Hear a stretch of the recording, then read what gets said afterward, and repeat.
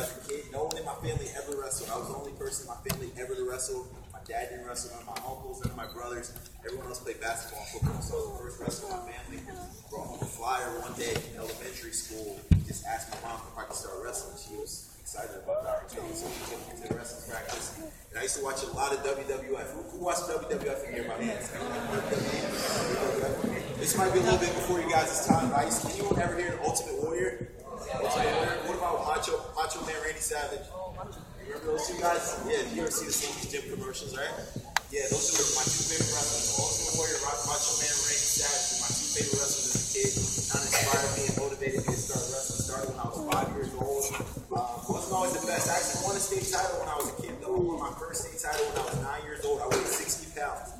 So I was Phantom 60, won my first state title. I was super pumped. Didn't win another state title all into my senior year of high school. So from the time I was 9 years old all the way to the time I was 17, I didn't actually win another state title. So I wasn't really highly recruited in high school. I wasn't always the best kid growing up.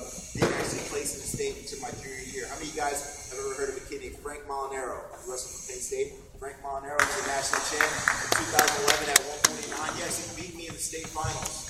My junior year, he beat me in the state finals. He was three-time state champ in New Jersey.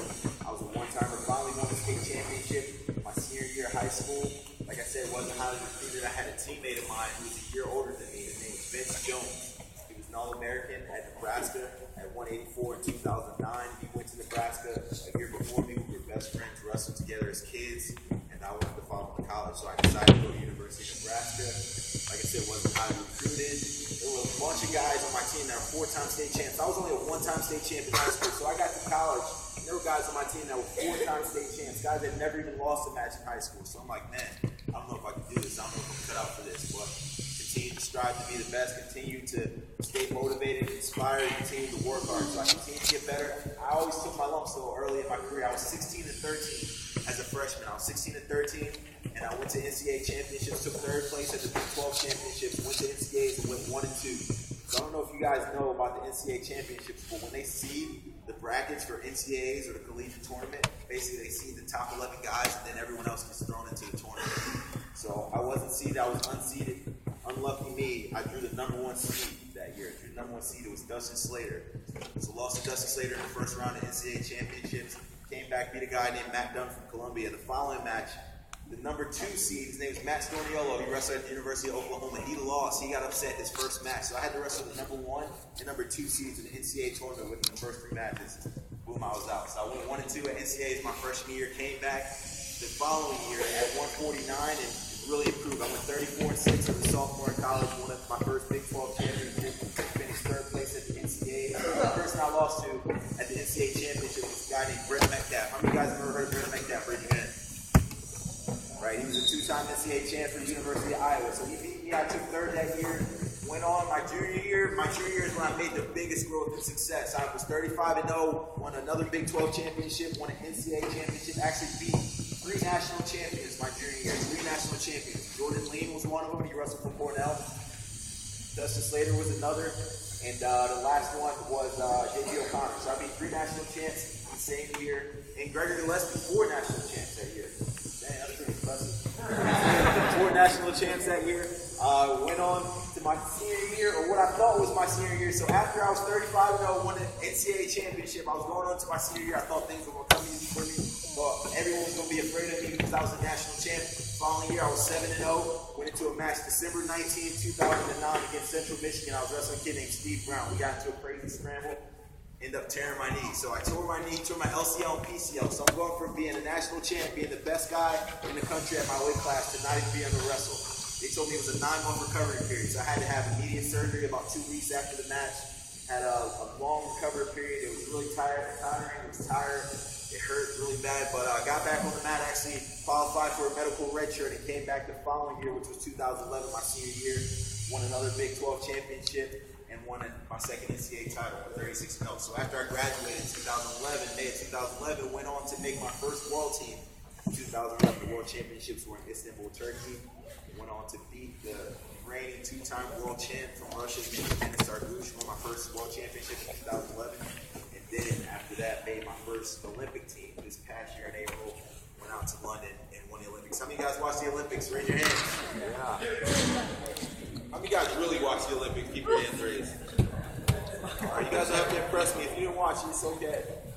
All right, that's awesome. That's awesome. So the Olympics were awesome. Probably the best experience of my life. Got to walk in opening ceremonies. Got to meet guys like LeBron James. I got to meet Kevin Durant, Tyson Gay, Lolo Jones, Carmelo Anthony. Just the best. Michael Phelps. All the best athletes in the world. Got to meet all those guys. Getting to walk in the opening ceremonies with them. It was the best experience of my life. Getting to stand on top of that podium, hear that national anthem being played. It was awesome. I loved it. I enjoyed it. I can't wait to do it again in 2016. I've been doing a lot of traveling, a lot of crazy traveling, a lot of appearances, a lot of claims since the Olympic Games, and I'm finally settling back in now and getting into my training. I won't compete again until February. So my next training cycle is just beginning now. I'll compete again at the World Cup, which is in Iran, and that'll be in February. The next time I'll actually be competing in the U.S. will be in Las Vegas at the U.S. Open, and that's April 21st and 22nd and 23rd. I'll probably say the coolest experience since I've made the Olympic team is I'm getting my own wrestling shoe. Get my own wrestling shoe made by ASICS. It's pretty sweet. I don't know if any of you guys have Twitter. Who has Twitter in here? Raise your hand. Who follows me on Twitter? Alright, so my Twitter name is All I See Is Gold, guys. My Twitter name is All I See Is Gold. So ASICS actually made a pair of wrestling shoes for me. They're all gold. They're sweet. I don't know if you guys wear gold shoes. Who wear gold shoes? Raise your hand. Are they too flashy? They're too flashy. Raise your hand. I understand, but yeah, so I'm getting a pair of wrestling shoes made by ASICS. They actually have 3 different colorways. They're going to be pretty sweet. One of the colorways are gold, and they're going to be awesome, so I can't wait to compete in them. But like I said, been traveling around, doing a lot of talking, teaching a lot of wrestling moves, but it really excites me to be here and be able to talk to you guys. I was one of you guys 6 or 7 years ago. You know, I was a high school kid. I was a senior in high school. I wanted to go into college. I wanted to compete and make the Olympic team. So I was in your shoes at one point in my career. Wasn't always the best growing up, but I always stayed motivated. The reason why I stay motivated is because I set goals. I set high goals. I surrounded myself with positive people. You surround yourself with people that have the same goals as yourself, and they all will work towards a high goal, a high level, and they hold themselves to a high standard. It's easy to hold yourself accountable. You know, so that was one of the things I did, was I always set high goals for myself, kept high standards, and I always made sure everything I did was to reach that goal. I never had any setbacks. I never let myself get sidetracked, and I always continued to strive towards that goal. So I usually take questions at the end, but in this case, I want to make an exception. So this is, I'm going to take some questions at the beginning. So if any guys have any questions, just raise your hands, and I'll be